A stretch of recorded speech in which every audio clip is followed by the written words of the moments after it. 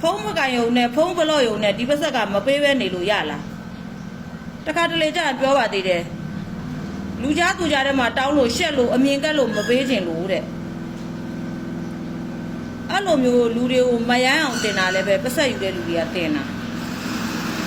တယောက်နဲ့တယောက်လေးပြေထိုးပြီးအချိုတက်ပြီးတော့ကောင်းကောင်းမွန်မွန်ပြောတော့လည်းမပေးဘူးစိတ်တို့လိုမျက်နှာထိမျက်နှာထားနဲ့ပြောပြန်တော့လည်းမပေးဘူးတချို့ကလာလိုက်သေးတယ်အမြင်ကက်လို့မပေးချင်လို့မပေးတာတဲ့အမြင်ကက်လို့မပေးချင်လို့မပေးရင်လည်းနေလေဒီဘွားမပေးတော့နောက်ဘွားကြလို့ရှိရင်ဘလို့ပုံစံမျိုးနဲ့ပြန်ပေးဆက်မှာလဲလောအားနဲ့ပေးဆက်မှာလား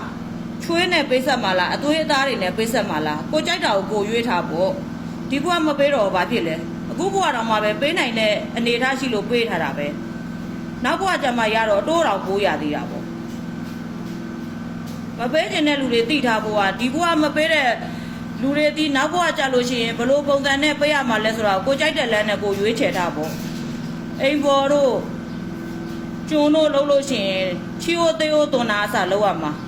ကျွဲတွေနွားတွေလှုပ်လို့ရှိရင်လည်းပဲနိုးညစ်တောက်တာခံရမယ်ရှင်ထဲမှာယုံတာခံရမယ်ကြိုက်တဲ့လမ်းကိုသာရွေးထားလိုက်မရလဲဘာမှမဖြစ်ဘူးဒါပေမဲ့အဆုံးတော်ထောင်းမှာမဟုတ်ဘူးတက်နိုင်သမျှတော့တောင်းမှာပဲ